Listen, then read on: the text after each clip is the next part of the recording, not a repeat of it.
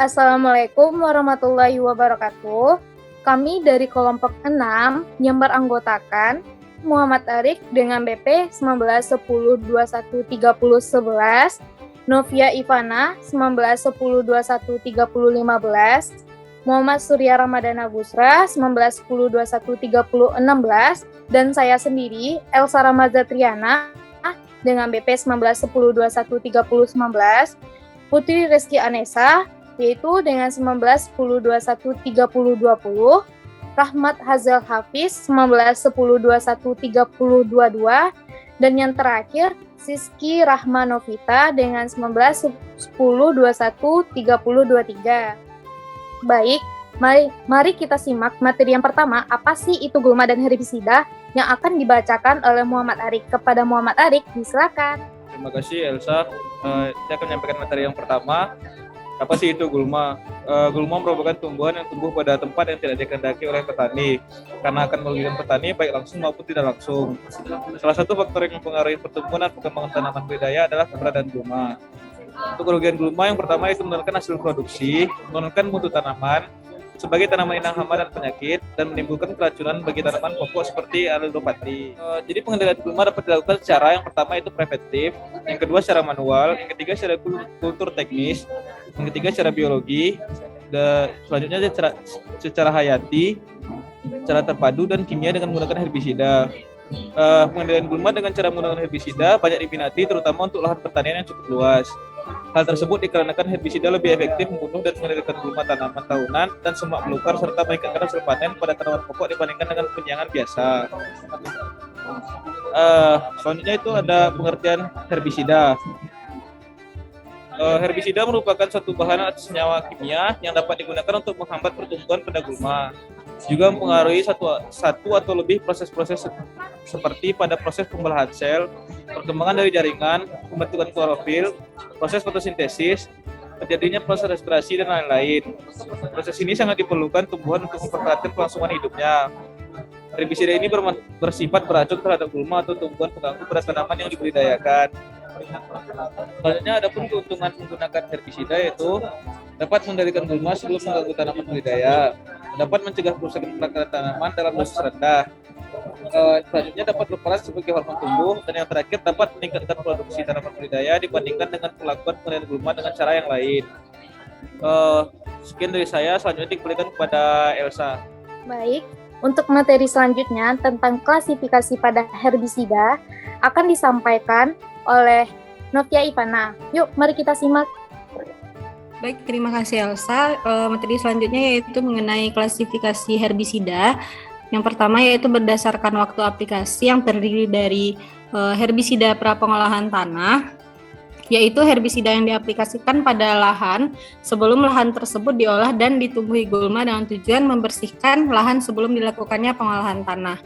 Yang kedua yaitu ada herbisida pratanam, yaitu herbisida yang diaplikasikan pada lahan setelah dilakukan pengolahan tanah dan sebelum lahan tersebut ditanami tanaman budidaya dengan tujuan mengendalikan serta mencegah biji maupun organ perbanyakan vegetatif gulma lainnya yang muncul berkat proses pembalikan tanah ke permukaan tumbuh di lahan. Selanjutnya yaitu ada herbisida pratumbuh, yaitu herbisida yang diaplikasikan setelah lahan ditanami, namun sebelum tanaman dan gulma tumbuh di lahan tersebut dengan tujuan menekan pertumbuhan gulma yang akan tumbuh bersamaan dengan tumbuhnya tanaman budidaya. Selanjutnya ada herbisida pasca tumbuh, yaitu herbisida yang diaplikasikan pada lahan setelah tanaman yang dibudidayakan itu tumbuh di lahan tersebut dengan tujuan menekan keberadaan gulma setelah tanaman yang dibudidayakan itu tumbuh. Klasifikasi herbisida yang kedua yaitu ada berdasarkan cara kerjanya yang terdiri dari herbisida kontak, yaitu herbisida yang langsung mematikan jaringan-jaringan atau bagian gulma yang terkena langsung larutan herbisida, terutama bagian gulma yang berwarna hijau. Yang kedua yaitu ada herbisida sistemik. Jadi herbisida sistemik ini yaitu herbisida yang mematikan gulma dengan cara bahan aktifnya ditranslokasikan ke seluruh tubuh atau bagian jaringan gulma. Baik, klasifikasi herbisida selanjutnya yaitu berdasarkan toksisitas. yang terdiri dari toksisitas akut, yang mana toksisitas akut ini yaitu herbisida pada golongan ini dapat dideskripsikan sebagai suatu zat yang masuk secara intensif ke dalam jaringan tubuh gulma. Apabila tidak langsung mati, kadangkala gulma hanya menderita sejenak. Yang kedua ada toksisitas kronik, yang mana herbisida ini masuk ke dalam jaringan tubuh gulma dalam waktu yang relatif lebih lama sehingga cara kerjanya cenderung lebih lambat. Selanjutnya, klasifikasi berdasarkan selektivitas. Ada herbisida selektif, yaitu herbisida yang jika diaplikasikan pada berbagai jenis tumbuhan hanya akan mematikan spesies tertentu gulma dan relatif tidak mengganggu tanaman yang dibudidayakan. Yang kedua ada herbisida non-selektif, yaitu herbisida yang bila diaplikasikan pada beberapa jenis tumbuhan melalui tanah atau daun dapat mematikan hampir semua jenis tumbuhan termasuk tanaman yang dibudidayakan. Klasifikasi selanjutnya yaitu berdasarkan sifat kimia, ada herbisida anorganik, yaitu herbisida yang bahan aktifnya tersusun secara anorganik, misalnya herbisida berbahan aktif amonium sulfanat, amonium sulfat, amonium tiosianat, dan sebagainya. Yang kedua ada herbisida organik, yaitu herbisida yang bahan aktifnya tersusun dari bahan organik, misalnya herbisida golongan nitrofenol, herbisida tipe hormon, herbisida berbahan aktif asam, dan sebagainya. Klasifikasi herbisida yang terakhir yaitu berdasarkan media atau alur aplikasinya. Terdiri atas foliar application, yaitu herbisida yang diaplikasikan melalui daun atau tajuk gulma. Herbisida yang termasuk dalam kelompok foliar application ini yaitu herbisida pasca tumbuh. Jadi herbisida ini itu diaplikasikan pada saat gulma sudah tumbuh. Yang kedua ada soil application, yaitu herbisida yang diaplikasikan melalui tanah, baik dilakukan dengan cara penyemprotan pada permukaan tanah maupun dicampur dengan tanah. Herbisida yang diaplikasikan melalui tanah diarahkan untuk mengendalikan gulma sebelum gulma tersebut tumbuh. Baik, hanya sekian dari saya, dikembalikan. Baik, untuk materi selanjutnya, jenis-jenis herbisida yaitu akan dibacakan atau disampaikan oleh Siski. Kepada Siski, disilakan. Di sini saya akan menjelaskan tentang jenis herbisida. Seperti yang kita ketahui, herbisida adalah suatu zat atau senyawa yang biasa digunakan untuk menekan pertumbuhan rumput liar atau gulma. Nah, herbisida itu sendiri terbagi menjadi dua. Yang pertama yaitu herbisida alami dan yang kedua yaitu herbisida kimia. Di sini saya akan mencoba menjelaskan tentang herbisida alami. Herbisida alami merupakan bahan yang digunakan untuk pengendalian gulma, yang mana kandungan dari herbisida tersebut berasal dari bahan-bahan alami. Karena bahan-bahannya itu berasal dari bahan-bahan alami, herbisida ini sangat aman untuk digunakan dan ramah lingkungan. Selain itu, herbisida ini juga sangat murah dan mudah didapatkan di lingkungan sekitar kita. Selanjutnya yaitu jenis-jenis herbisida alami. Adapun jenis-jenis dari herbisida alami ini dapat teman-teman lihat di slide, yaitu ada air mendidih, garam, cuka, tepung jagung, soda kue, dan masih banyak lagi. Nah, jenis-jenis herbisida ini sangat mudah untuk kita dapatkan. Selain itu harganya juga murah, bahkan ada yang tidak mengeluarkan biaya, contohnya seperti air mendidih. Dan untuk pengaplikasiannya sendiri sangat mudah dilakukan, yaitu kita bisa dengan cara menaburkannya secara langsung di atas gulma atau dengan cara dilarutkan terlebih dahulu bersamaan dengan air. Selanjutnya yaitu proses pembuatan herbisida alami. Alat yang kita gunakan dalam pembuatan herbisida alami itu ada jerigen ukuran 10 liter. Nah, jerigen ini nantinya kita gunakan sebagai tempat penyimpanan herbisida alami yang telah selesai kita buat. Yang kedua yaitu ada ember. Ember ini kita gunakan sebagai wadah atau tempat untuk mencampurkan bahan-bahan dalam pembuatan herbisida alami. Adapun bahan yang kita gunakan ada air, garam, cuka, belerang, seperti yang dapat teman-teman lihat pada slide. Selanjutnya yaitu cara pembuatan. Untuk cara pembuatan dari herbisida alami ini juga cukup simpel, di mana kita cukup merebus semua bahan kecuali cuka. Kita merebusnya itu sampai mendidih. Nah, setelah itu kita angkat dan kita biarkan sampai dingin. Setelah dingin, baru kita campurkan dengan cuka dan diaduk sampai merata. Kemudian kita simpan di dalam jerigen. Nah, untuk pengaplikasiannya sendiri, dapat kita lakukan dengan cara menyemprot herbisida tersebut ke gulma yang ada di sekitar lahan pertanian. Nah, untuk dosisnya itu sendiri, 2 gelas herbisida ini bisa kita gunakan atau kita campurkan dengan air sebanyak 10 sampai dengan 10 bisa kita campurkan dengan air sebanyak 10 sampai dengan 15 liter. Mungkin sekian yang dapat saya sampaikan, saya kembalikan kepada moderator. Baik, materi selanjutnya tentang herbisida kimia yang akan disampaikan oleh Surya. Kepada Surya, disilakan. Baiklah, di sini saya akan menjelaskan mengenai herbisida kimia. Ada beberapa rekomendasi herbisida kimia. Yang pertama, Ulton untuk tanaman padi. Ulton untuk tanaman padi adalah Ulton 25/18 WP, yaitu herbisida sistemik, selektif pratumbuh dan purna tumbuh berbentuk tepung dan dapat disuspensikan untuk mengendalikan gulma umum pada tanaman padi. Yang kedua, Posat 480 SL, yaitu herbisida sistemik purna tumbuh dengan daya kendali luas atau non-selektif untuk mengendalikan gulma, terutama alang-alang sampai ke akar-akarnya.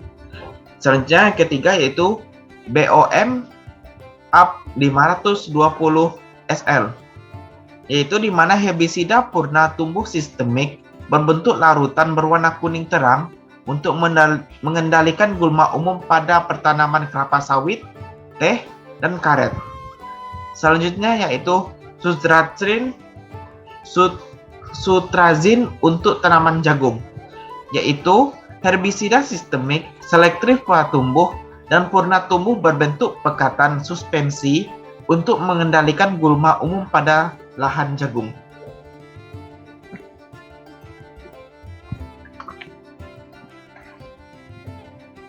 Selanjutnya yaitu John Up 480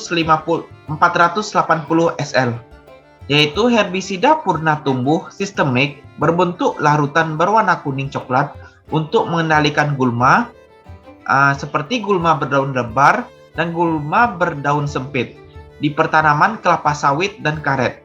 Selanjutnya yaitu Quatson 150 SL adalah herbisida kontak pratumbuh dan purna tumbuh berbentuk larutan berwarna hijau tua untuk mengendalikan gulma berdaun lebar dan gulma berdaun sempit pada tanaman jagung dan budidaya kopi. Selanjutnya yaitu Ramoxon 278 SL adalah herbisida kontak pratumbuh dan purna tumbuh berbentuk larutan berwarna hijau tua untuk mengendalikan gulma berdaun lebar dan gulma berdaun sempit di pertanaman karet dan kelapa sawit. Selanjutnya yaitu Marson 300 SL, yaitu herbisida kontak purna tumbuh berbentuk larutan berwarna hijau tua untuk mengendalikan gulma pada tanaman jagung, karet, dan kelapa sawit. Selanjutnya yaitu Topsat 240 SL,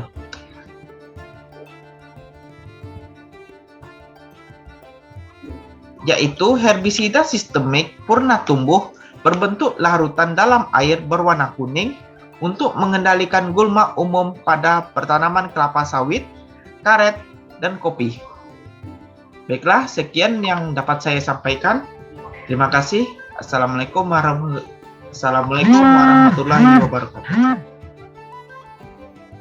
Baik, untuk materi selanjutnya tentang herbisida pada tanaman akan disampaikan oleh Uri. Yuk, mari kita simak tentang herbisida pada tanaman. Baiklah, berikut materi tentang herbisida pada tanaman. Adapun faktor-faktor yang mempengaruhi kinerja herbisida, yang pertama ada kalibrasi penyemprot. Herbisida ini diaplikasikan dengan penyemprot hidrolik yang memiliki 4 komponen dasar, yaitu tangki, pengatur tekanan, pompa, dan nozzle semprot. Kebanyakan herbisida diterapkan sebagai campuran berair yang menggunakan nozzle sederhana untuk memecah aliran cairan bertekanan menjadi tetesan. Yang kedua, mencapai target. Herbisida yang melayang di udara. Herbisida yang melayang adalah pergerakan partikel semprotan cair di udara segera setelah aplikasinya. Yang kedua ada volalitas. Volalitas mengukur kecenderungan bahan kimia untuk menguap, yaitu berpindah dari cair ke keadaan gas. Selanjutnya, herbisida aktif daun. Yang pertama ada retensi semprot. Daun besar dan lebar yang diletakkan sejajar dengan permukaan tanah lebih mudah disemprot dengan larutan semprot yang digunakan oleh sebagian besar penyemprot. Yang kedua, faktor lainnya, untuk lokasi titik tumbuh atau daerah meristematik tanaman dapat menentukan selektivitas herbisida. Yang ketiga, komposisi larutan semprot. Komposisi larutan semprot merupakan aspek selektivitas. Larutan semprot dengan sedikit atau tanpa surfaktan mungkin memiliki tegangan permukaan yang tinggi dan hanya menggelembung pada permukaan kutikula. Yang kedua ada faktor lingkungannya. Adapun faktor lingkungannya yaitu kelembapan, temperatur, dan cahaya. Materi selanjutnya yaitu fisiologi herbisida pada tumbuhan. Yang pertama, penyerapan daun. Ada beberapa hal yang terjadi pada penyerapan daun. Yang pertama, penetrasi stomata. Nah, kehadiran stomata, paparan, dan distribusi bervariasi antara spesies dan antara tanaman dari spesies yang sama yang tumbuh di lingkungan berbeda. Yang kedua, penetrasi kutikula. Penetrasi kutikula adalah cara sebagian besar herbisida daun memasuki tanaman. Ketika tanaman berada di bawah tekanan, pori-pori terisi dengan udara yang bertindak sebagai penghalang penetrasi air, tetapi rute lipodial masih tersedia. Yang ketiga, nasib herbisida daun. Ada beberapa nasib pada herbisida daun. Yang pertama, penguapan dari permukaan daun dan kehilangan ke atmosfer. Yang kedua, retensi pada daun dalam bentuk cairan kental atau kristal. Yang ketiga, penetrasi kutikula dan retensi ada dalam larutan lipid. Yang keempat, adsorpsi oleh kutikula. Yang kelima, penetrasi kutikula.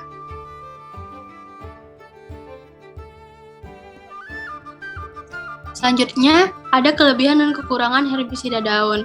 Yang pertama, seringkali ada efisiensi penyerapan daun yang tinggi dan perawatan dapat dirancang dan diskalakan untuk mengendalikan masalah gulma yang spesifik, serta dapat diamati.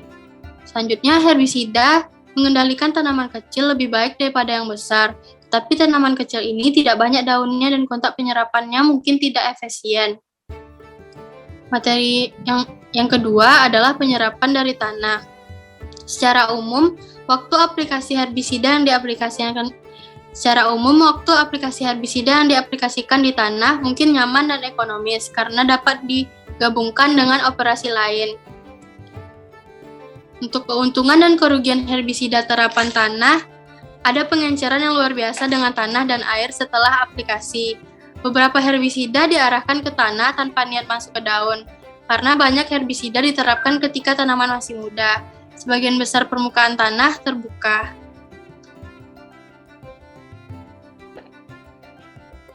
Selanjutnya, ada penyerapan akar. Secara umum diakui bahwa herbisida masuk ke akar melalui rambut akar dan sistem simplastik melalui jalur yang sama diikuti oleh ion anorganik. Selanjutnya ada pengaruh pH tanah. pH antara 4,3 dan 7,5 tidak berpengaruh pada fitotoksisitas Violeram, asam aromatik lemah, dan herbisida non-ionik dikobenil dan diuron. Kesimpulannya, bahwa tidak ada generalisasi yang dapat dibuat tentang efek pH tanah pada penyerapan herbisida. Yang kelima ada translokasi. Agar efektif, herbisida harus pindah ke lokasi aksi dan mereka harus ditranslokasi, yaitu dipindahkan di tempat lain. Translokasi ini terjadi melalui floem dan xilem, jaringan pengangkut di tanaman. Selanjutnya, ada translokasi determinan. Selanjutnya, yaitu metabolisme. Setelah herbisida diserap, ia rentan terhadap metabolisme dan kehilangan biologis aktivitasnya. Semakin cepat herbisida di metabolisme, maka semakin sedikit tersedia untuk translokasi dan aktivitas di lokasi aksi toksik. Selanjutnya ada metabolisme sebagai determinan selektivitas. Aktivitas dan selektivitas herbisida sering secara langsung dikaitkan dengan perbedaan tanaman metabolisme. Misalnya kismis hitam rentan terhadap 2,4-D dan derkarboksilat hanya 2% dari diterapkannya 2,4-D tersebut. Baiklah, sekian materi dari saya. Terima kasih, dikembalikan kepada moderator. Selanjutnya, yaitu materi tentang pengaruh herbisida alami terhadap tanaman yang akan disampaikan oleh Hazal. Kepada Hazal, kita silakan. Ini saya akan menjelaskan tentang pengaruh herbisida alami terhadap tanaman. Yaitu berdasarkan suatu kasus, pengaruh herbisida alami didapat sebuah studi kasus, yaitu pemanfaatan ekstrak daun cengkeh Syzygium aromaticum L sebagai herbisida alami terhadap pertumbuhan gulma rumput teki Cyperus rotundus L. Studi kasus ini merupakan jurnal yang ditulis oleh Diana R. Talahatu dan Pamela Mercy Papilaya. Di sini dijelaskan juga bahwa tingkat pemberian konsentrasi ekstrak daun cengkeh berpengaruh terhadap pertumbuhan rata-rata tinggi rumput teki. Pada rata-rata pertumbuhan tinggi gulma rumput teki kontrol dibandingkan dengan pertumbuhan tinggi rumput teki. Rumput teki yang diberikan perlakuan menunjukkan tidak berbeda nyata, yaitu dapat dilihat penghambatan tinggi gulma rumput teki memang tidak terlihat jelas pada hari ke-15 sampai ke hari 20 pada konsentrasi 0%, 5%, dan 10%. Namun pertumbuhan itu akan terhenti di hari 25 dan hari ke-30 pada konsentrasi 50%. Dan juga pemberian herbisida ekstrak daun cengkeh pada gulma rumput teki menguning bahkan kering. Hal inilah yang menyebabkan sel-sel pada gulma teki sudah mati dan kering sehingga tidak dapat seperti flavonoid, saponin, dan tanin dapat bekerja lebih optimal pada pemberian konsentrasi 50%.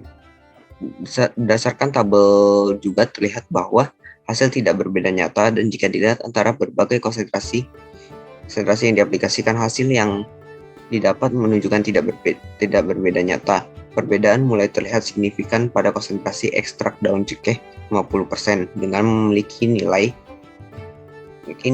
yang tertinggi di antara konsentrasi lainnya. Hal ini juga karena senyawa metabolit menghasilkan pembelahan sel seluruh fungsi fisiologi pada pemberian herbisida ekstrak daun cengkeh pada gulma rumput teki yang akan menguning dan bahkan menjadi kering.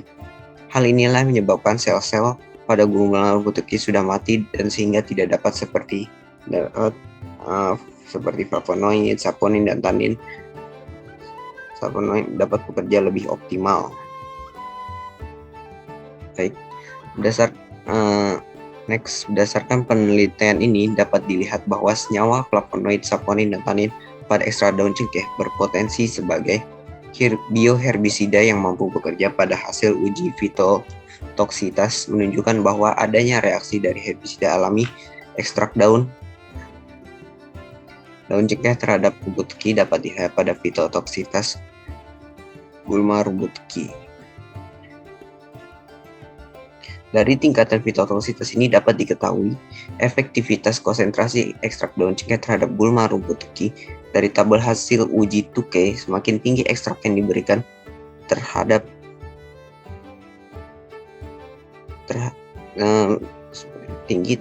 fitotoksitas dengan gejala fitotoksitas, yakni pertumbuhan daun itu normal, daun akan menjadi lebih baik yang dapat mendukung pertumbuhan tanaman. Unsur hara yang terjadi dalam tanah pada penelitian ini tidak tercukupi, sehingga proses fotosintesis tidak bekerja dengan baik, sehingga pertumbuhan gulma juga terhambat.